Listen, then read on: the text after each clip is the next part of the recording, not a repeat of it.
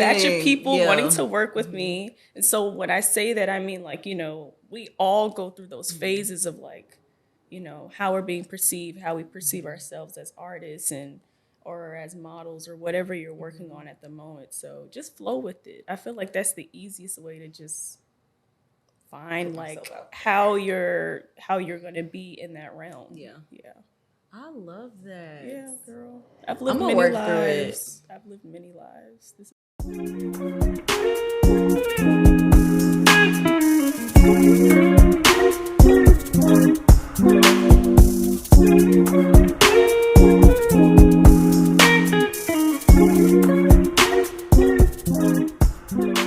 Welcome back to another episode of The Space We Create, where we gather to share vulnerability in the spaces that we occupy.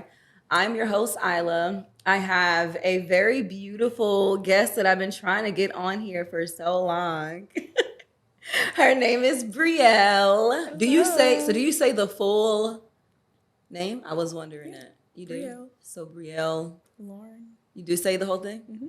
So Brielle Lauren, okay, creative director. Mm-hmm. I wanted to say model. I didn't see it on your thing, but and then I wanted to say beauty and what was the word I thought of earlier? I didn't think of it, but beauty enthusiast because I feel like you're I like that. What I'm noticing from like the women who I watch who are like modeling, I guess, is like the way that y'all are doing it is so unique and so different that I feel like you're creating like a different lane of what beauty looks like. So I feel like you're a beauty enthusiast because it's not like typical, but it can be typical. It's like it can be so many different things. Y'all have so many layers. Yeah. That's cool that you say that because, I started off modeling like years ago, but I feel like as the years go on, I like discover a new layer that I love about it, and I try to like push that more.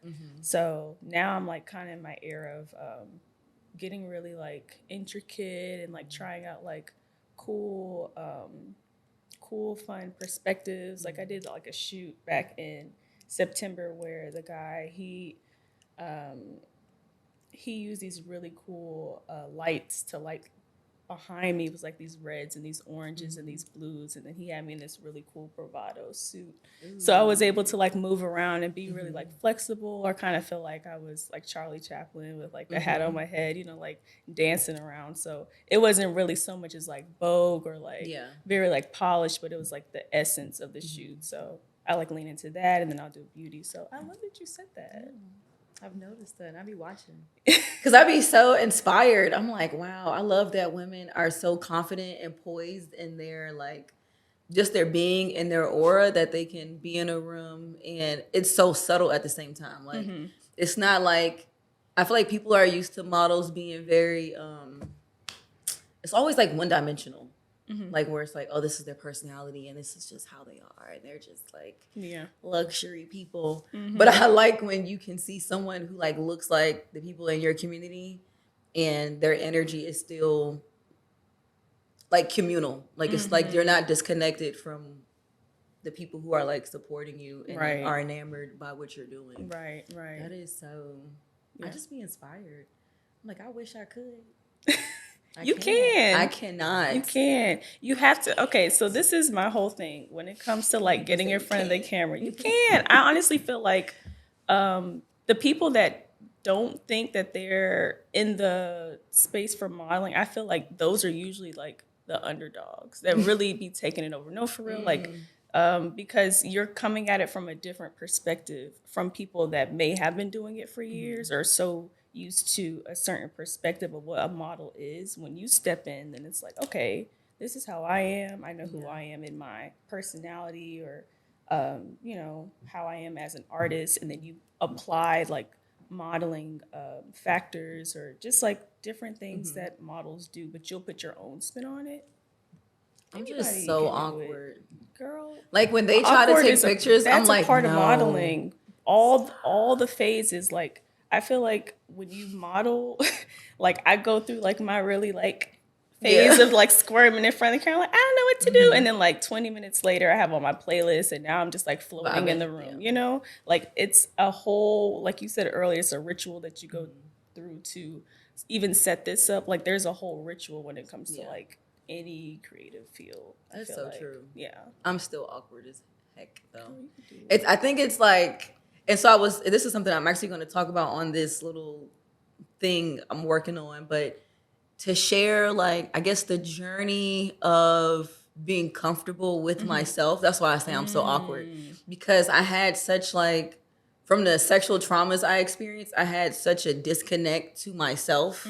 Like I just felt like I was too, like I was outside just looking at myself. So I was never comfortable with people like taking pictures of me, because it was like, you're seeing me in a way that I don't understand because I'm not seeing myself yet. So it's like I'm more like, okay, let's hurry up and take this photo so I can get the fuck away from here. Yeah. So I feel like now the more I like look at people like you, who I'm like, wow, they're just kind of, granted you don't know what like the stories are, but it's like in the now and me seeing them in the present, they just seem so relaxed and so comfortable and so like it's normal. And I'm like, okay, how can I make this something that I can normalize for myself? So then I just learned to just take photos of myself, and I would be in here on a late night, set my little camera up, and I would just take photos of myself. And I'm like, damn, hey girl, you look so good. You look good today. You look so good. You took those photos. Yeah. But it's still hard for me to get other people to take photos of me. I don't know. I'm still working on that. It's a work in progress. I feel like it's phases that we go through, because there was a point where I just stopped modeling altogether for like 2.5 years. Wow. I had been modeling from when, or at least got my toes in the industry from when I was like 10 or 11, and I would go to like Barbizon and like just different agencies all over the city trying to like see if I could get signed or working with people. Wow. And I just went around. And then finally I landed over at America's Mart, where I was doing show modeling, and I would be there with buyers, and I got a different perspective of like, this is how people see me in clothes. Like it was different because I was only 16 at the time. So, you know, that's like a whole mind thing at that age of like how you're perceived when you go to school and you see people down the hallway and they're wearing pink, and they're wearing, you know, at that time back in 2014, you know, people were wearing like pink and, you know, True Religion, and you know, I walk in there off of something that I saw on Tumblr because I thought it was cool, and everybody's looking at me crazy. Yeah. But then I go into the showroom wearing the same thing, and people are like, "Oh wow, you're interesting." So like that was a whole like phase that I had to go through, and then even after that, traveling to New York during Fashion Week, I'm realizing like, oh wait, I wasn't being weird. I was being weird because y'all didn't understand. Yeah. And then all the way to right before COVID, that's when I took my break from modeling. And then I got back into it like roughly a year ago. And that's when I started doing shoots with my new hair color. And then people are like, oh, where have you been? And I'm just like, okay. That's so this like a whole new batch of people wanting to work with me. And so when I say that, I mean like, you know, we all go through those phases of like, you know, how we're being perceived, how we perceive ourselves as artists and or as models or whatever you're working on at the moment. So just flow with it. I feel like that's the easiest way to just find like how you're going to be in that realm. Yeah. Yeah. I love that. Yeah, girl. I've lived many lives. I've lived many lives. This is like number 7 or 8 or something. I don't know.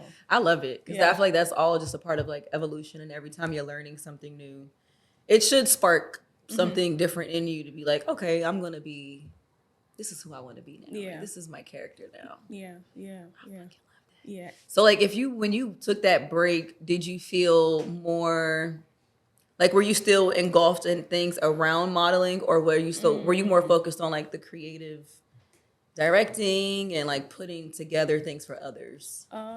During that time, because it was I feel like it happened at the perfect time because this is when COVID literally happened, and I had just got back from New York during Fashion Week, and I just saw how everything just started shifting, like when the lights went away and the party stopped, and how people, you know, really were in their true forms. It kind of like gave me an opportunity to be like, what do I want to do? Like, do I actually want to continue modeling? Is this something that I feel like I've been pushing for years because my dad's been pushing that on me, you know, because he is in the entertainment industry. He's a videographer and cinematographer, and he's, you know, and then my mom, she danced professionally for years, so I feel like I was like the product of all of that. I've been like the cluster of like all the creative things, and my siblings are really talented too, but I feel like I was the one that really moved in it, like from my childhood into like my teenage years into my adulthood. So during that break, it was like, do you want to like do modeling like full time, or do you want to like dip back into your graphic design? Do you want to dip more into creative direction? Because that's kind of like pulling from my parents of like being in theater and Turner and PBS Kids, and like seeing like how they were in that space. So yeah, I kind of got a chance to be like, well, now that I'm going to model again, this is how I'm going to do it this time. I'm not just going to be flung in a space and allow people to just put things on me because they think it looks good. I actually want to be comfortable, and I want to create art with my emotions, with my movements, with my beauty, or however you view it, and just build and create from that and see what comes from that, you know? So I fucking love that. Yeah, so I love that you had creative parents. Yes. Yeah. Yeah, and they're Taurus and Aquarius, so they're very. Which one is the Taurus? My mom's the Taurus and my dad's the Aquarius, and I'm the Cancer, so I was the only water sign in the family. Yes, girl. Yes, so I was the only water sign. I know they were probably like, they're probably like, she's on something today, or you know, Brielle, she's just in her bubble, and I would really just be in my own little world, just growing up. So I feel like now that I'm older, I find myself still around a lot of earth signs, and I feel like I've become comfortable with that. But also at the same time, I try to remind myself, like, you know, it's okay to lean into your emotions when you're with others, when you're creating, and do what feels natural. That's why I say just let it flow, because it's so easy to be like, it has to be this way, it has to go this way, and not really just allow life to happen. So I'm learning that about myself too. Like I used to think it was because I'm a Taurus. So and my moon is Aquarius, which is so funny. I'd be so stressed out with myself. Okay. I'd be so stressed out. Yeah. But I've learned too, like my rising is Virgo. And so I think when I got older, I started noticing what the different things were doing with myself. Like I have this thing where on one end, I'm like, okay, I need stability. I need to be placed here, and this is how it needs to go. But I've learned that my Aquarius is like, I want to be a nomad. I want to like take a year off and not do shit and just travel and drop everything and go. And then I'll be like, oh my God, please relax. Like what are we going to do? It's okay to do that. You may not physically go to like another place, but mentally you may need to go to another place for a couple of months. Physically, I really need to go to another place. Well, then do that. I really do. And you know what? That helps so much just because it gets you out of the regular, like the norm. Like I have so many Tauruses in my family, so like y'all are so used to just like being in your routine and having things go a certain way, and I love y'all for that, because y'all are the structure. Like the structure is what makes y'all sane. But at the same time, the earth still needs water. So when I come in, talk to y'all, I'm like, look, we gotta calm it down a little bit. You know what? Go to the spa. Like, have you been to Spa Land? Girl, go to Spa Land. Spa Land? That's out here? Yes. In Duluth, girl. Go and spa. It's a Korean spa. Yes. Are you talking about there's Jeju too? Oh, it's a different one. Okay, yes, okay. Yes. I like Spa Land. Spa Land is better? Yeah, because I keep hearing stories about the other one. Yes, girl. And it makes me nervous. Yeah. I never heard of this one. Yeah, but when you go in there, I feel like you're able to separate yourself from what's going on. There's no windows. There's no clocks anywhere. You just go and you just take that time for yourself to just really like decompress. If you want to write, if you want to take your laptop and like work on stuff, at least you're not, you know, tempted by what's going on outside, because you're disconnected. So I feel like that would be good for you. Yeah, I need to do something. Yeah. Because I feel like when I'm not able to do it, because my Taurusy needs everything orderly. If I'm not able to do it, I feel like I start to lose my mind. And I feel like confined, and I don't like confinement. I don't like being stuck. So it's like if I know I need to travel, I need to be able to travel. Yeah. So I was like, this may be my last year, like working as a therapist, because I don't want to be tied down to. You could be a traveling therapist. I want to travel, and I don't want to do no. You don't want to talk to nobody. I don't want to talk to nobody. Don't talk to me then. Like, I just want to travel. Like I want to talk to people, but I don't want to do. I think I'm just so. This probably sounds so bad. I don't want to say like I'm overdoing the therapy. I think people. Dang, this sounds so bad. Say it, girl. I think people. Let me tell you something. People are making me not want to do therapy anymore, and it's like it's less about because I work with kids, so it's like it's less about the actual act of therapy. It's more about people's perception of me when they meet me and they find out I do therapy. Because then it's almost like everything is different. It's like I'm no longer a person. I am a robot. And there are these like underlying expectations that people don't usually say until things happen. And it'll be like, oh, well, I thought you were a therapist. You're supposed to be a therapist. I'm like, oh my God. I can't do nothing. That's them. And I'll tell you why. Kadeem, my boyfriend, he's studying to be a therapist as well. Okay. He's studying in psychology. So the minute he tells people like, oh, I'm studying that, they tighten up. They be like, oh, you're trying to read me. And it's like, no. If anything, because he is studying that, it's like I'm aware and I'm not taking everything you say personally. I'm able to read you, but it's not like in a way where you have to feel like you have to hold back because I do see you and I do acknowledge you. I feel like the average person isn't that compassionate. It takes a level of patience and compassion to be a therapist, in my opinion. So my uncle in New York, he is a psychiatrist, but he actually studied in art therapy as well. So he will be sitting me down and be talking to me about life and being real patient with me. He'll give me little coloring books.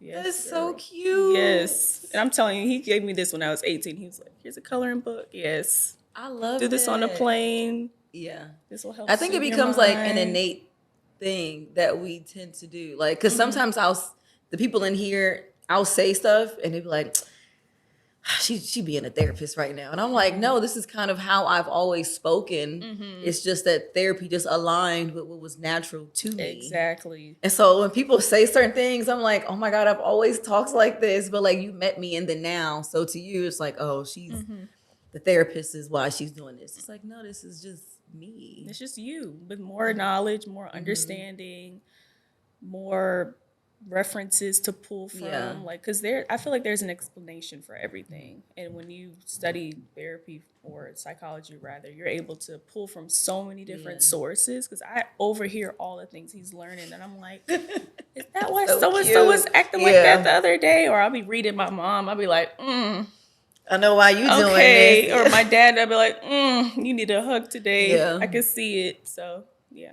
I love that. I feel like people should take advantage of it in like a good way where it's like you should always have different types of people in your world who you can like pull things from. But I feel like having a therapeutic person, it's like you're getting free guidance. Yes. Like I can point you in a direction where you can like help yourself better because of the insight that I have. And I don't understand when people take it in such a negative way. It bothers me so much. I'm like, I wish somebody would have been able to do this for me when I was like younger or something like.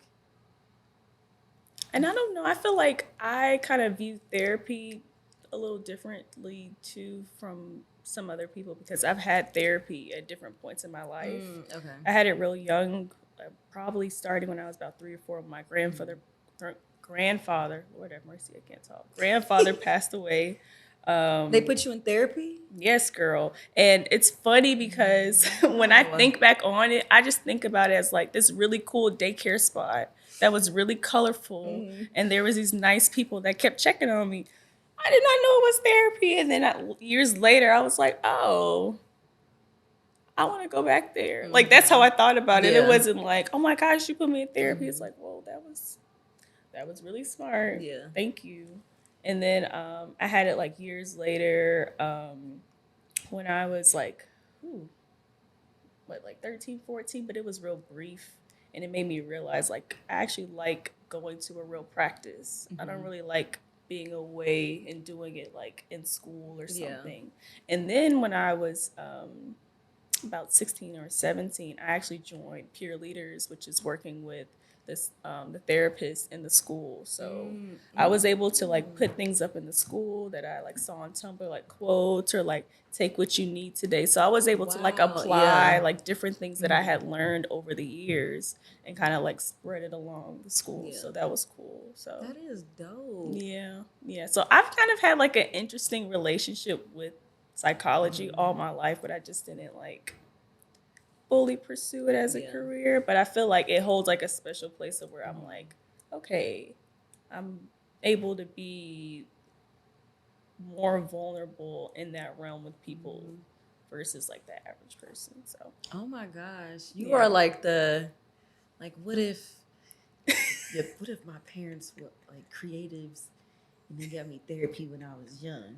Like you're like, because I always hear people say that, like, man, what if I would have had therapy when I was young, or like had parents who were, because I feel like when you are creative, you're naturally just like open to just things in the world, and you'll open your children up to it, and it's so interesting, like watching you and then hearing your like a part of your story, and it's like, damn, this makes so much sense, like. And don't get me wrong, like a lot of stuff happened. I mean, of growing course, up, but I feel like that when I got the therapy, it was like, whew, all right, we did it just in time, y'all. All right, I'll see y'all this time next year, just in case something else. But you know, it was definitely on time when it happened. So, and I like how you explained it from like an adult perspective and looking at it as a child, because so often I get parents, well, this is just a normal thing with parents where it's like, I don't want my kid in therapy. You know, I don't want them to be labeled and stuff. And it's like they're thinking about it from an adult mindset without realizing that kids are not, like whenever I would go to the kids' schools or they would come to the office to do therapy, and other kids would be like, who is that? Who is that? They'll just be like, oh, she's my helper. Or she sits with me sometimes. I'm like, kids aren't processing these as like, I'm in therapy because I'm doing this. They just see it as like, oh, this person gets to talk to me. I can go to her office. We play games or we color. Like, it's not some huge, like, oh God, when they're 18, they're going to be like, my mom put me in therapy when I was 6 years old. Like, they're not. So I like that you said that, because it allows them to look at it from an adult who experienced at a young age, like, okay, this is not how she views it, so we can relax. Yeah, because when they used to pull me out of class, I'd be like, ooh, I ain't got to finish this. Right. About to go in here and draw something real quick. They'd be like, draw a collage of how you feel this week. And I would be like, I'm not going to finish it, but I got you. And I would work on it, the bell ring, and I'm like, can I stay a little longer? They're like, I'm crying because they really do that when they're in there. Yeah. I'm like, I know they're not going to. Yeah, I would be like, oh, I got to bring my good pencils today because it's Tuesday. I'm going to be in there. Yeah. And that's funny because they do remember the day. Like, if I don't come on a certain day, they're like, I thought you were going to come on Wednesday. I don't like that class. I wanted you to come get me. Sorry, I meant to come. That is so funny. Yeah. I like that you remember. Oh, yes. I don't remember anything. I have about really good memory. Like, I remember, so I was born here in Georgia, moved to Mississippi when I was like 3 years old, going on 4. Spent time with my dad's side because that's where he's from. And that was around the time my grandfather passed. And then we moved back here when I was like 7 going on 8. So I've been in Georgia ever since. But I remember like... That is insane. I wish I could. Yeah. Like my family will tell me stuff and I just be like, I feel like they're lying because like I don't remember any of it. Like y'all could just tell me anything and I would just take that as a fact of something that happened. I don't recall. And then my dad, on top of that, he would carry around a camera everywhere. So he was always recording. And I will always go back and watch it and be like, wow, I remember that day. Or I'll be like, oh, I don't remember that. And it'll be like just me doing different stuff. Like there's a video of me eating and not letting go of the spoon. I was in the high chair. Like I don't remember that happening, but I remember watching it. You know? So it's like, oh, that's me. So I get to see like different phases of me. I love that. Growing up, yeah. It's cool. Yeah. It used to be so annoying, like, when I got a little bit older and he kept doing it, I'm like, oh, he got this said, camera "You on don't my face. He's want like, this." I'm just testing my equipment. I gotta make sure I pay him right. And I'm like, That all is so right. cool. So yeah. I wish I would have had creative fucking parents. They're very like worky. Really? What do you consider worky? Like they work. They work? like Okay. like my mom, she works for I don't know if she still does because I haven't talked to her in forever, but the judicial branch in DC. Mm-hmm. And my dad works for this. He hate. I'm not gonna put him out there, but because he'd be like, why would you tell people that? But he is like the damn VP something of Scholastic. I never remember the role because he's always traveling somewhere, which I think is the cool part, that he gets to travel and like he's creative too, but he's very like, I don't want to say businessy. I guess that may be the wrong one. Mm-hmm. He's very like intellectual, but he does DJ. Like he loves music and stuff. That's so cool. I feel like I get a little bit of that if he's my dad, because I don't know yet. But if he is, then I feel like I can ode that to him. I talk about this all the time. Every time people be like, wait, what? I'm so confused. I'm like, we don't know yet. But in my mind, he may be. So I'll just be like, are you the oldest, youngest, or middle? I'm the oldest on my mom's side. Okay. Who I grew up with. Okay. Which is also the other thing. Okay. Is that I'm the oldest. And I was parentified. Mm-hmm. And you're a Taurus. You're and the I'm a oldest Taurus. And you're a Taurus. And my siblings are Taurus because all of our birthdays in the month of May. Just so. This always happens to me. And my mom's birthday is in May too, but she's a Gemini. Oh. So that was just like. Okay, that was. I can't wait to get the fuck up out of here. Sprinkle. Can't wait to leave. Yeah. And I love. Wow, I'm the youngest. Oh. Mm-hmm. I'm the youngest of 3. Yeah. Aries. Mm-hmm. Yeah, to be the youngest and a Cancer and your older siblings are Aries is so interesting. I would have loved to see how that dynamic plays out. We had so much fun. I feel like me as a kid, I was very impulsive. So my sister will be right there with me, like matching that. Aries are so impulsive. Very. That's why I'm like, I'm sure they were. Yeah. But and that's kind of why I've begun to learn to like Aries and Leos. I don't really meet many Sagittarius, but I have met like a lot of Leos. And they used to bother me at first because I'm so like, all right, everybody, I don't need anyone to see me. I'm okay with being in the shadows. And they're very like spontaneous and hey y'all, hair is always flipping. Like, they're glowing for some reason. Can y'all please relax? They be having glitter. I'm like, are you wearing glitter? No, this is just my skin. Having glitter. We're like, okay. I have a lot of Leo cousins. Okay. All of my cousins younger than me, all of them are Leos except for one. I have a lot of friends that are Leos. Wow. Yeah. I love Leos. Yeah, I learned to like them. Like I learned that the thing that bothered me was what I wanted. Like I want to be more extroverted. I mean, I say that, and then when I'm in a space, I'm like, fuck no. Like y'all got that. I can't do it. But I do appreciate like the boldness of their personality and that they're just so like, hey, let's just do it. Like, yeah. I need people like that too. That. Yeah, I'm like, I was thinking about, let's do it. I'm like, wait, are you sure? Let's just do it. Yeah, because I'll be quick to go in my shell and they're like, no. Yeah, I got a plan. I got to write it out for a few days and sit on it. That sounds about right. Yeah. Okay, so my icebreaker, which I felt like I didn't need. I probably don't, but it was just so good. And I think from what you were saying, it's very much in line with the question. So you probably answered it, but whatever. What on your journey inspired you to relate to the discovered parts of yourself? Ooh. What on my See, I was like, why is that gotta be so deep? Why all my questions? No, because I feel like I did say it, but I'm gonna summarize it in a better way. So when I was that's an interesting question, and I'm gonna tell you why. Because I feel like at least every like 2 years, there's like something else I discover about myself, and it's like, oh, so that's why I did that 2 years ago, or that's why I did that as a kid. Like, oh, it connects. So I'm always trying to like connect myself with younger versions of me as to like how I've ended up where I am. Yeah. So that's very cool that you asked that. So I will say like as far as my artistic journey, my parents played a huge role in that. Just being exposed to the possibilities of like how far I could take it. That's what really intrigued me. So I vividly remember. Oh wow, there's like so many things I could pull from. My dad, like I was saying, he worked at PBS Kids when I was younger, so I was able to see. He was on like different sets, or they would have like family day. I remember going to the library and there being like the puppeteers for Between the Lions. And I was like, this is so cool.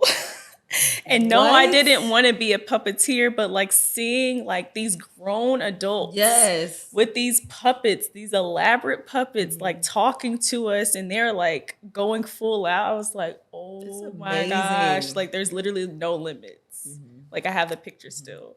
Like I vividly remember that. I remember being in 5th grade and we had like a random science project, and of course I'm like, okay, let's just make a volcano. I think one of my friends said that. I was like, okay. She's like, just get some vinegar and baking soda, whatever. And I'm like, okay. And I had all this extra clay.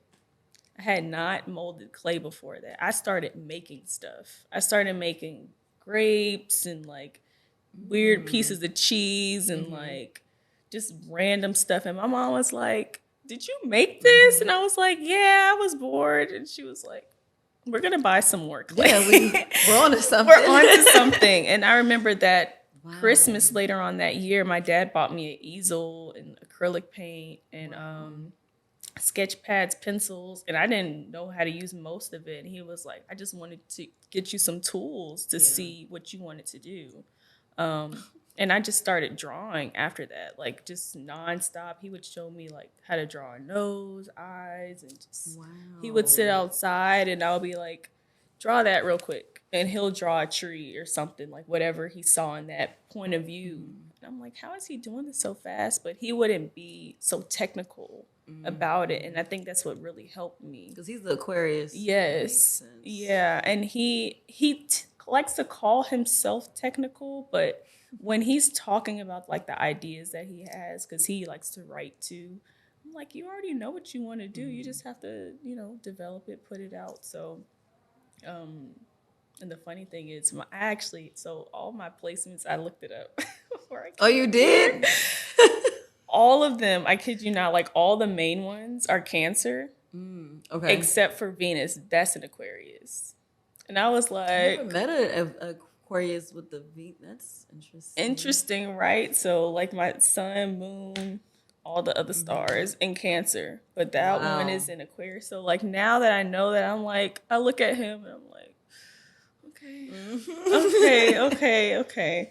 But yeah, so that goes with my dad. And then as far as my mom, she's super, super, super, even though she's a Taurus, she's so free-spirited. It's actually insane. She's from New York. We are free-spirited, though. Yeah, she's from New York, born and raised. She moved down here when she was in high school, and she started going to North Side, which is now North Atlanta. Okay. And so she went there with Jasmine Guy, RuPaul. Like, she was in there during that era. So she was able to dance professionally there and a little bit after high school, but she got chosen to be a part of like the Wiz and different plays and stuff that were going on during that time for her school. So she would bring a lot of that into my childhood with like teaching me different dances and making sure that we had like a Black History program at the schools. And she would be the one to step in and be like, I'll teach a dance, I'll teach this, I'll teach that. And that got me comfortable with being in front of crowds. I feel like I'm more comfortable in front of a large crowd versus 2 people. Like that's me. So and I think that's because of that, where I would just like get into my feelings or my emotions really easily because I was in front of those large groups when I was younger. So yeah, I feel like moments like those really brought me to where I am now. And so, yeah, it's... Oh my gosh. Yeah. So many things to answer your question, but yeah. So. I'm so I wish I had creative fucking parents. Girl. I really do. Because it's like you really, like your dad wanted to put the tools in front of you to learn something that was out of a norm from what parents are doing now, where it's like they're less enthused about putting art in front of their kids. It's more about, I don't even fucking know what it is at this point. It's nothing good. So to have a parent say, "Oh no, I want to put this in front of you for you to learn something creative and like learn more about yourself and learn what skills you like or how you learn," you know, like that is a very intentional thing. So I think to have parents who are intentional is really what, maybe that's probably really what it is. Like not about having creative parents, just parents who are intentional about what they're putting in front of you. And notice the little things. Because I feel like those little moments, like when I was making stuff out of that leftover clay, they could have looked over that easily and been like, oh, she's just like messing around, or that's just like a hobby. People are so quick to like label things like, oh, like that's a hobby. And it's like, no, like that's divine. Like no one had to teach me that. But on top of that, having those tools, giving that structure of saying like, hey, like, this is how you can elevate that. That's where parents come in and really make a difference. Or at least having a community around you where you're able to learn those skills. So that is so amazing.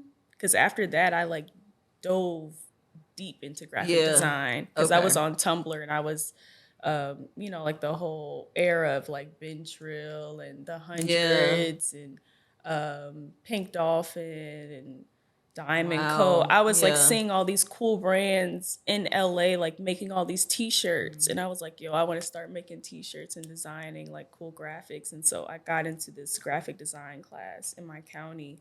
And the teacher was just showing me all types of stuff that I still use to today. Wow. Yeah. So that really helped like a lot. So I feel like we need that. We need parents to be more intentional. Because they really do dismiss stuff, especially when you're a kid. They just see it as like, oh, kids just playing, like, dude. It's like, no, you should really pay attention to little Johnny over there. He is climbing the shit out of them bars. Right. We need to put him in gymnastics. So we could be American Warrior or something. Like you gotta like pursue it, especially when you're a kid, because you don't know what you like and don't like unless it's put in front of you. So it's like put things in front of kids and just watch them flourish into like better versions of themselves. Yeah, I love kids. This make me want to do therapy. Like I went through so many different like creative outlets. Like I did piano and gymnastics and like my mom was just like throwing, like when we were in Mississippi, my mom, so like her side that's moved from New York is all in Georgia. When we moved to Mississippi, we really didn't have any cousins there because it was just my dad's side, and me and my sister are the youngest because my dad's the youngest of 7. So we were like the babies. Everybody's like in high school or grown. So she was just putting us in stuff, whether if it was piano or judo or dance class, and she just wanted us to stay active and during that time like figure out like what was going to be our thing. And so art parents became are a amazing. thing. Yeah. Like I want them. I want to go back in time. And they just adopt me. Oh my gosh. Really cool. I feel like I would have, because I always say like my first creative outlet was poetry. I wrote my first poem when my first uncle passed away. It's when I was 12. And I wrote a poem for the repast. But it's like no one really was like, oh, she got a poem. It wasn't like, oh, she like writes. No, that takes she guts. Writes and she's thinking about. Yes, that takes guts and that takes like real perspective because you're just, I mean, anybody. And it was such a nice poem. I still have it. I want to hear it. I have all my poems from like when I was young. I want to hear it. I do. I love poetry like a lot.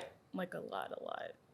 Cause you could write for hours. And I love to write. So I do wish that like at that time when I was young that someone, anyone noticed it and like, I guess put me in programs or activities, anything around like writing or creative development or I don't know, just like I love monologues. So I love writing and I love monologues. And it's so funny because I had another guest on here and I asked about monologues and he was like he can't stand them because he doesn't like people talking for long, which was funny as shit. Really? The way he said that. And I was like, I love monologues because I love the writing and I love how they are expressing what was written for them, and that they can bring that to life with this persona. And I think about that when I write poetry. Like sometimes I'll write from a different perspective. I'll write from like a man's perspective, or like from a perspective of slavery. And so I'll have just all of these like thoughts in my head of how people are perceiving their own experiences, and then how people are perceiving experiences from history, and like what that looks like in the now. And so, yeah, like I started writing short stories and stuff. And it like drew me into film more because I liked the words of these like characters and shit. Like it just made so much sense to me. And I didn't think about it honestly till I graduated high school, and I was like, damn, I really love so many different forms of art because of writing. And it's not even like I used to say like, oh, I want to be an actress. And it wasn't really that I wanted to like act per se. I wanted to recite something that was meaningful, and I wanted to be the one to put on that character of those words. Girl. Damn, I just learned something new about myself. Yeah, I was just gonna now say saying that. I was looking at you. I was like, did she hear what she like, saying? I am wow. Yeah, there you go. That was very reflective. Just that now. was I odd. received all that. But you know so what? When it comes to writing, like I feel like there's so much power in it. Like when I think of some of my favorite movies, sometimes they have monologues, sometimes they have like these really strong one-liners. Sometimes they're not even saying anything at all. But all of it comes with a feeling of how you're viewing that character, you're putting yourself in their shoes. Yeah. And you're being in that moment with them. So what are some of your like favorite movies since we're talking about writing? So my top favorite film. Yeah. Which so many reasons why this is my favorite, but Love Jones. Love Jones is my favorite because of the poetry. I love the poetry. I love like jazz. It's my favorite genre of music. So I love I've always loved the connection between poetry and jazz. Like I used to, when I had time, like I would sit and study the connection of it and like where it derived from, who were the first, this and this or whatever. But I love the jazz in that film and how the way that they compose the music aligns with the like certain scenes of love and the scenes of disconnect and the scenes of like chaos of their dynamic in their relationship in that film. And I love love. Like, I like that instead of them showing a linear view of love, they show that you can meet someone, you can connect, you can do something the first night. Like, it just, there's no set thing of how this is supposed to look. But then you can also have, like, a disconnect of what we are doing. Like, what are we? Are we together? Yeah. Are we just kicking it? Yeah.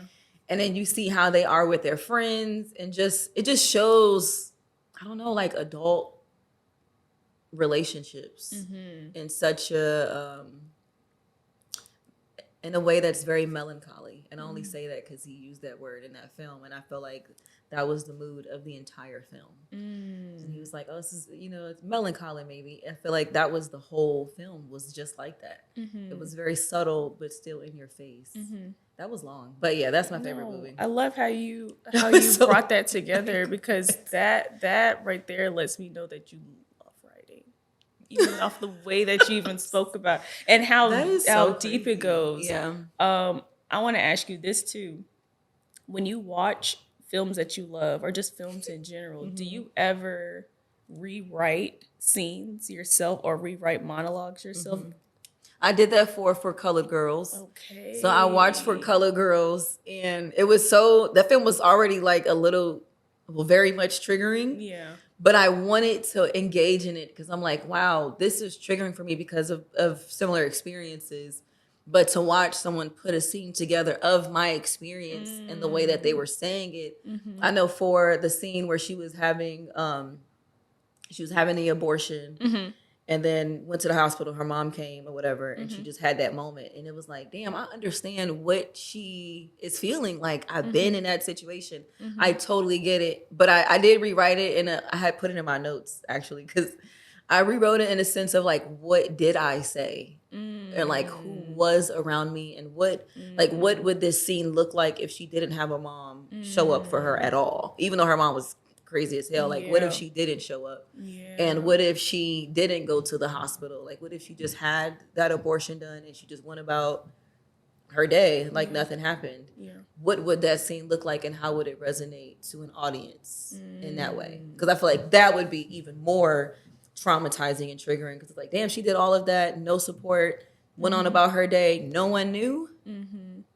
And that is very relatable. Very relatable. But we don't see that all the time. Yeah. And I feel like that's what takes, or not even takes, that's what makes writers so amazing. They take these experiences that either have happened, haven't happened, or people don't realize that has also happened to this person that's writing it, or the perspective of the character, and they actually put it on film. Yeah.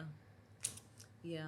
Yeah. And that's why I want to write films. Yeah. And like TV shows. And I wanna see some like more plays stuff. and stuff. Yeah. I really want to get into plays. Mm. I've been like talking about plays for so long, because I really want to put a play together with like kids, and I want it to be very therapeutic, because I want it to have so many relatable things that kids are experiencing, but I want it to be in a way where the parents or the adults in the audience find more understanding and grace for how they view how kids should experience life, and then how kids are actually experiencing life, because it's so different. Girl, and you know what? It's such a disconnect. Parents, I feel like parents, and I don't want to be too hard on parents because I'm going to be a parent one day, but it's like, yes, the way that you think, how you're either talking to this child or experiencing whatever just happened with this child, and how you're viewing it from like, oh, this is how we have to do it because we're parents, versus the kid perceiving it. The way that those are like two separate like worlds. Yeah, they'd be so off. And I feel like it's so interesting you're bringing this up, because I talk to Kadeem about this all the time. Like, I feel like parents forget that they were once kids. They forget that they were teenagers. They forget that they were in their 20s, and that they went through either similar situations, or they know people that went through those similar situations, and they reacted to it differently then. Why? Because they were just trying to be there as a friend versus a parent. So yeah, it's huge. You're gonna have to do that one. And I feel like if to have like to put together a play like that, I don't know, like, I feel like it would bring in just a lot of attention to things that are that kids are experiencing. Yeah. And I want them to see the realities of how they manage the suffering and the pain. Because I feel like the management of suffering and pain from back in the day, like 50s, 60s, was way different because of how the community was, and that everyone was kind of fighting for like the same things, because they were lacking the same things. And I feel like now we're in a world where you have Black people who are up here, who are here, who are just kind of like dispersed. So there's still like a lot of disconnect. Yeah. But I think with the kids, it's like they're trying to find a way to use their voice to be heard without, I don't know, like, because I have little cousins who'll be like, oh, I tell my mom this all the time. But I think for them, they're also trying to engulf themselves in like what social media looks like. And so for them, I feel like there's a disconnect within themselves, where it's like, I know I want to do this, but I also feel like I should do this because this is what everyone in my age is doing. But I want to be a kid, but this like generation, it's so they so growing up stressful. different. They're growing up so different, and I don't want to sound like that person that's like that elder that's like back in my day, but no, like go touch grass, like. Please. Okay, your ponytails are lopsided. Mine were too at that age. Like, I be seeing 11-year-olds with lace fronts, and that's right. And that's where I draw the line. I draw the line there. Draw the line. Y'all got these phones. I ain't get a phone till I was like 13. I'm like, y'all need to calm down. Y'all are exposed to a lot. And go ride a bike. Something. Calm down. Yeah. You know how many things I use? Well, not even use, but I use a bike to clear my head about what I want to get a bike. I will be pedaling in circles in my neighborhood. That little ride around the block a couple of times would just help with so much. But because now kids are just like in front of the screen, it's like they don't really have a chance to really just like decompress. That's a lot of pressure to sit online all day and you just seeing fucking. I mean, sometimes I do get mad when I see these 10-year-olds making YouTube money. I'm like, what the hell what was my mom doing? Because why I was we playing wasn't with the getting dang the money in? I was playing with a Skip It. Oh, a Skip It. That was my favorite toy growing up. Favorite. I don't care. I think I'm gonna buy one. Yeah, because I had the little one. In my neighborhood, you could press the little button on the side, and I think it would count, but I would never count because I would be doing that thing for like an hour straight. I'm gonna get one. Put on a song. I'm getting one. Cause I love childish things. I love going to, and it'd be so weird whenever I go to a park because I just know parents be looking at me like, why the fuck is her grown ass sitting here at the park? But I'll get on the swing. I don't really get on like the actual playground thing, but I like get on the swing and like walk around because it's like it takes me back to that child place that I need to be at to be reminded of, okay, this is just do this, like just focus. It doesn't have to be like this. Just be your authentic childlike self. It's very grounded. Everything doesn't have to be so routine and orderly. Right. Like, I feel like my life needs to be. That's my problem. Yeah. Grass is good. Laying on the grass is amazing. I recently realized that why I get cranky sometimes is because I don't put myself in enough water often. I saw this video the other day that was like, if you're a Taurus and you're been cranky, go outside. Go sit on the grass because you're earth sign. You need to ground yourself. You need to literally ground yourself. Like go outside. I was like, oh. When I see Kadeem acting up for my mom, I'm like, y'all need to go outside. Go feel the breeze. Go look at the sunset. Something. And then for me, Spa Land, they got water everywhere. I be in there like in the steam room. I'll be in the pool. Girl, and it helps. I'll be in the shower, just standing there like this. I'm really gonna go and do that. It helps. I really am. Yeah. Because I like when I do go outside and I do sit in the grass, because I'll take myself out to like a park and I'll have like a little picnic and I have my journal and my like books and stuff, and I'll just sit there and like lay out, and I do feel so much more at peace and like at ease. It's like the world is pouring back into me. So if I feel overwhelmed throughout the week and I'm not being poured into, I know, okay, let me go outside and let the world pour itself back into me. Yeah. And that's when I find like the beauty in the world, because I feel like there's so much chaos and so much just stuff happening that it can be hard to figure out like, how can I connect back to the world when I feel so disconnected from it? There's only so much that man could change. Yeah. But you can't change that feeling. You can't change how you feel when you go to a park. Like, it's always going to go back to when you were like 5-6 years old. Like, no matter what. If you go swimming, you're going to remember the first couple of times you went swimming as a kid. Like, moments like those, you can't really, as much as they want to change, it's like it's always going to be there. It's never going to go away. Like, I have to go to the beach more often. Yeah, I love the beach. Because I loved the beach so much as a kid. And I don't go as often, but I told myself this year, like, you're going to go, like, just go lay out in the water. Yeah. And my mom was smart. And you're a Cancer, so she put me in swim classes when I was younger. So I was swimming all over the place. Like, where are they making you? We need more. Right. No, because my mom was like, look, because kids back then, they would be like hundreds of kids at the pool. She's like, if you're gonna go swimming, I need to make sure you know how to swim in 7 feet. And I'm like, Mom, like, where is that? Because I was pushed in a couple times and I could not swim. What? And I learned those days. It's almost fucking drowned. I learned to swim. Now I love the water. Like, I always liked the water, but I was like, I didn't know how to fucking swim. I didn't expect it's a totally different experience when you know to swim, because you could just be one with the water. And whenever I see my god kids, because when they were young, they would just be at the pool in like 10, 11 feet. And I would just look at them like, wow, y'all have a positive relationship with the water. And that is a very beautiful thing where I'm like, to this day, I'm still like, I can swim, but I don't want to be in 10 feet.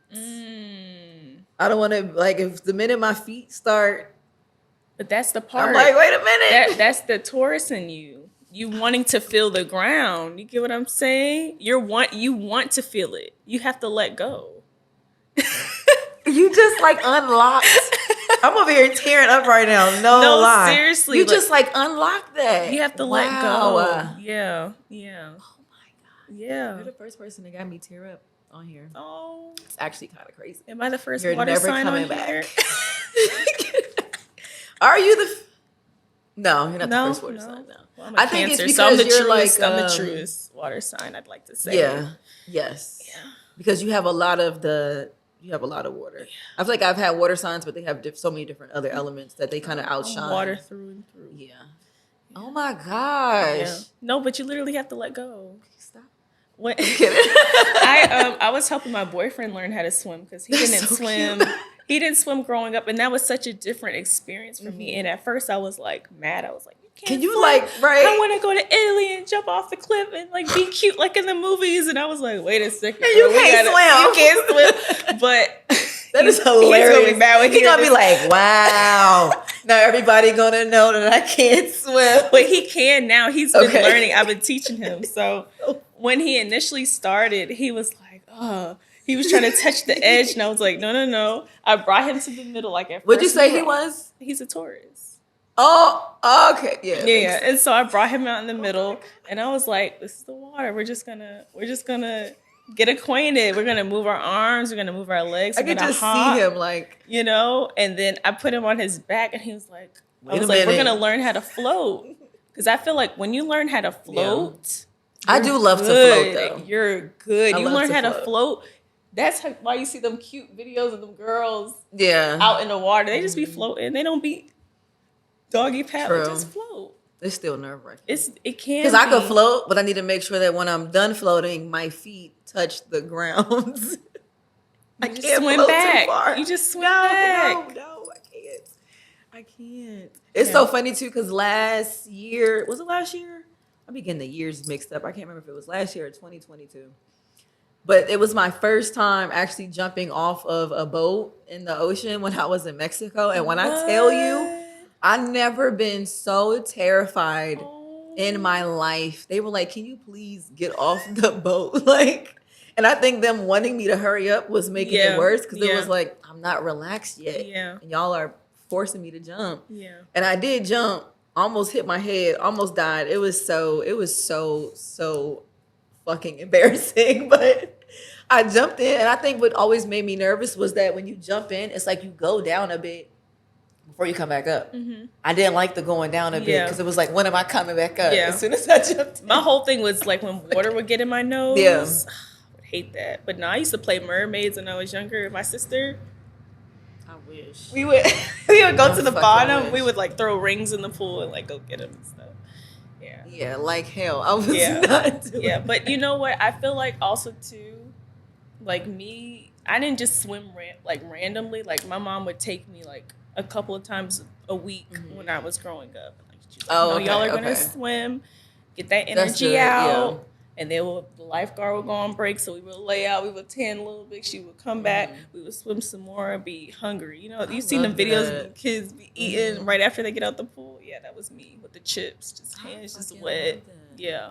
I love it because it's like Yeah. your parents, they weren't just putting stuff in front of you. They were like there with you while you were connecting to it. And I think that's such a beautiful thing because they got to see how these things were shaping you. Mm-hmm. So it's not like, you know, some people become adults and it's like their parents don't be knowing shit. It's like, damn, you didn't know I like this? Mm-hmm. It's like, I'm sure there's such a connection that it's like, oh yeah, she loves doing that. She's been doing that since she was 4. It's Yeah. like, damn. Yeah. You know your child, huh? Yeah. That's nice. These parents don't be knowing nothing. You like, you didn't They know don't be that your knowing child nothing. can draw? No, my parents was in everything. They were around everything. Like I was saying, no matter like what was going on at school, like I'm trying to remember. So when I was in 2nd grade, some Mississippi shit. The school went up to 2nd grade. They had like random schools that would stop at certain grades, and you have to go to. It was random, but the school stopped at 2nd grade, and they had a pageant that year, and I won it.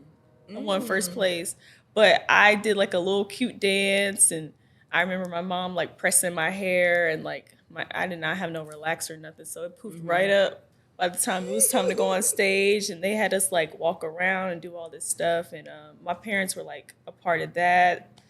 we had like different projects we had to do in school. I remember doing one on black hair. It was about this book called, I think it was called Cornrows was the name of the book. And my mom literally helped me like put all these different braids together and like put it around like the whole board and like showing all these different patterns. Like, yes, girl. Wow. So like even from like that young age, like and like as I got older, they would be very much like involved with like my projects because I took those seriously. Like, oh, it's time to do a project. Yeah, that's good. Oh, I could be creative today. Like, okay. Like I remember I did a project on gum and I literally had gum all around it. But you know what them kids did? They literally ate the gum off. I'm sure they took the gum off and ate it. They ate it. But it's the fact that you were able to put these things together. Yeah. I was like, ooh, it's my time to shine. Yeah. And your mom sitting with you. Yeah. It's the sitting with you because they'd be like, you better braid some hair and glue that on that board. Your mom was like, no, I'm going to do this. Yeah. And it was in the newspaper. It was in the newspaper when I was younger. I was like, this is so cool. Y'all, we need the parents to be present. Yes. To show up, be intentional, connect with your kids. Yeah. Yeah. Please connect with your kids. I feel like it would really help them be less lost and confused with themselves. For sure. I feel like you should just do like a panel and speak to parents. Man, like even like I'll give you another experience. Hair. That was like a whole one because my sister and I have totally different textures hair, and hers was like to her waist, and mine grew like this. So like I was like, I want to relax her. Yeah. So go lay down like Brianna's. Had a relaxer up until I was like 12. Yes, I begged for one when I was like 8 or 9. Yes, girl. Wow. Yes. And I had it up until I was like 12. And then I rediscovered my hair texture. And I was like, whoa. And I was like, because up until that point, I was in the salon every 2 weeks. Getting roller set. Yeah. Silk press. Cornrows. Flat twists. So like I have like a really fun relationship with hair. Yeah. So even when it was time to go back natural, it was like, oh, this is cool. So like now, like my boyfriend's been growing out his hair for like 4 years. So I've been helping him and stuff. So I love seeing y'all together too. It is so fucking cute. I love seeing couples together. I low key just be like, oh, must be nice. Must be nice. But I think to have someone who relates to you and it's so like, cause seeing y'all together, I'm like, this makes sense. Yeah. They just seem like the same people but different at the same time, and I'm like, that is such a beautiful I knew that I was gonna meet him one day. Ooh, I love this. No, seriously, like my mom, so I grew up like kind of religiously, but my mom when I was younger, she was like, yo, and this is when I was like 10, she was like, I want you to write down what you want in a husband. And I was like, what? So wait a minute. I'm 10, like girl, like I wasn't even dating. Like my parents did not let me date growing up. And she was like, yeah, write what you want in a husband, like everything. She was like, the Most High will, deliver the desires of your heart. And I was like, okay, I love that. The Most High will deliver. Yes, he will. I was like, okay. And I literally wrote it down, and she's like, put it in your pillow. And I don't know where that paper is now, but I kept that in my pillow like for years. Wow. But when I tell you, like I saw it's probably him. Still in the pillow. Girl, some pillowcase somewhere. But when I tell you I saw him, like in the back of my mind, like how he looks today, it's crazy. It's crazy. So when I met him, like this is, me and Kadeem have known each other now going on. It'll be 8 years this March. And I remember seeing him then, and I was like, he seems familiar. But now I'm like, yo, you're literally, I tell him all the time, like, I literally saw you, like, in the back of my head as a kid. Wow. Yeah. Yeah. And it just settled in with my mom, because my mom, she was real particular with guys. Okay. So when guys would try to be interested, she'd be like, it's not that him, one. Not that one. When she met him, she was like, it just settled in my spirit. I was like, okay, Mom. I love that. I love that. It's like she knew too. This makes sense. Yeah. Yeah. Oh my gosh. Yes, girl. So that's my tip to y'all out there. Yeah. What you want in a man, woman, write it down. Write it down. Put it in your pillowcase. Put it in your book, put it in your pillowcase, put it in your shoe. I'm gonna do that today. Do it tonight. Yeah. Yeah. I don't know what I'm gonna write. Write I hope that everything. my hand just leads me No, in the seriously. directions. No, seriously. I feel like no matter like what you believe in, like whatever your religion is or your spirituality, I feel like there's something so powerful about writing down your intentions and like the desires of your heart. Like Yeah, it's divine. Like just write it down. it's definitely divine. Yeah. Oh my gosh, this has been such like an amazing episode. You're so damn silly. No, I feel like you gave people like very indirectly, but you gave people coping skills, things that they could do to help themselves and help their kids and stuff. You gave people insight on what your childhood looks like and how these things have like shaped you to the person that you are. You gave amazing insight on basically how your family shaped you into manifesting and believing what you like know you deserve from your romantic life, like your love life. And then like how that kind of shapes how you love yourself too. I feel like that all kind of goes hand in hand. And I'm so like even more enamored by you. I'm gonna just stalk your socials now.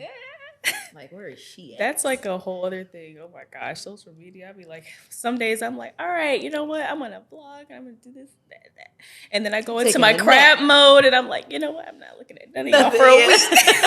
And then my friends will hit me up like, all my Earth sign friends, why aren't you posting? I know you did a Yeah, shoot. that's me. Da, da, da, da, da. And I'm like, all right. And then I posted. They're like, see, It's we amazing. love it. I'm like, I know. I be Damn, getting in that my is so head. funny. Don't get me wrong. Yeah. I get in my head about so many things, but I feel like we all do, but I think it's the way that you come out of it. yeah. Because some people like, because I get in my head too, and sometimes I'll sit in it too long, and I have to remind myself, like, okay, it does not have to be this way. It is. Let it go. Like I really will tell myself that because I'll notice when my Taurusy self is like, no, I need it to go like this, and I'm not gonna execute it until I've planned it through and through, and all of this makes sense 1st. And I'll sit in that planning stage for too damn long that I've spent months, years just trying to calculate it to the perfect code. No, that happens to me too. That's my mom trickling in me. So yes, like so I'm bad. not Taurus, but like I have Taurus like tendencies too. Child, It's stressful. I'll be like, oh, let's plan it out, and then some days I'm like, oh, let's just go with the flow. So it'll be conflicted, girl. Yeah, it's crazy. It's crazy, but you know what? At the end of the day, things that are meant to happen, they're gonna happen one way or another. Yes, that's one thing I realized. The timing. You'll be like, oh, I wanted to do this project and I wanted it to come out this time, and then like, so much will happen. Like so many people, tools, stuff will pop up, and you're like, wow, if I would have done it then, I wouldn't have had the resources I have now.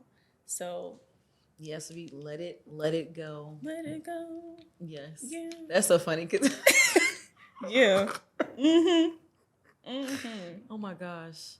Okay. This was great. This was great. Wow. Okay.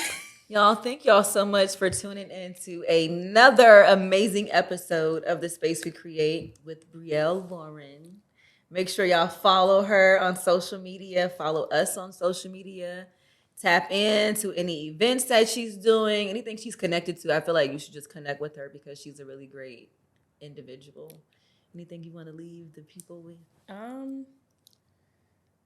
I feel like I've said so much already. You said some amazing but shit. I'll just leave everyone with this. This is 16-year-old me. I was onto something when I wrote this down as my senior quote.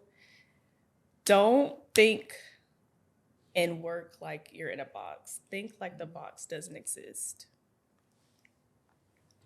Bar. Yeah, just think like it doesn't exist, and I promise you, things will work out. Yeah. Yeah. I love that. Yeah. Yeah. Until next time.